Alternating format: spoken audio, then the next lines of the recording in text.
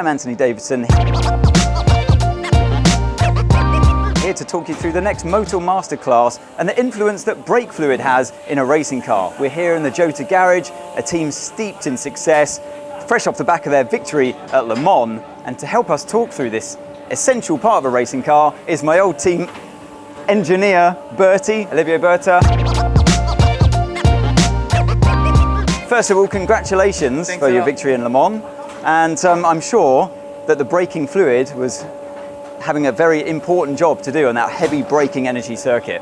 Yeah, for sure. Yeah, it's very important because it's basically transferring the force from the driver's legs into the brake pedal and then transmitting all this energy into the caliper, the brake caliper. So it's actually quite important. I can show you on the car.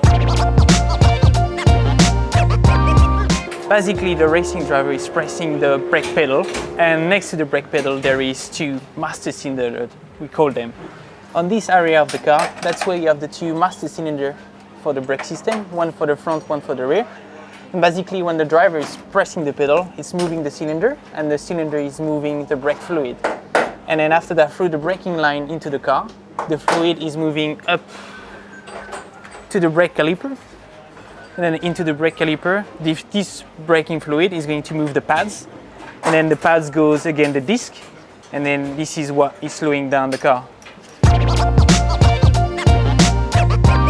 The limiting factor for this racing car is the high pressures. The racing driver is pressing the pedal around 80 bars end of straight. So this is very important for the brake fluid to resist these high pressures. With the speed of the car, I reckon you're pressing like 3 times maybe the weight of your body. This brake fluid needs to resist these kind of high pressures. Also need to resist the high temperature because the temperature of the brake goes up to 700 degrees end of straight. So it needs to be resistant to the high boiling temperature. Also it needs to be resistant to the corrosion because it's very important that no water goes into the system, because if water goes into the system, then your braking performance is not smooth and you can lose efficiency through the braking phase. The system is all new. If you have air bubbles going into the system next to the pad, that means it won't move the pad as much as if it's fluid only. So it's moving air into the fluid. So basically when we're doing a brake bleed at the start of the session is to try to move all the air bubbles out of the system. And that's why you need a really good brake fluid to have less air bubbles into the system. This is very critical for us. So you will have more air bubbles, you will have less resistance to high temperature, less resistance to high braking pressure, more water corrosion. So that's why we need top quality brake fluid for these cars. Effectively, so you're using the same substance for both.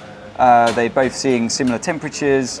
But one obviously has a longer journey to do down to the rear of the car. Needs to go all the way up to the rear. That's why sometimes between the front and the rear, for the brake system, we have different master cylinder, which will generate different forces.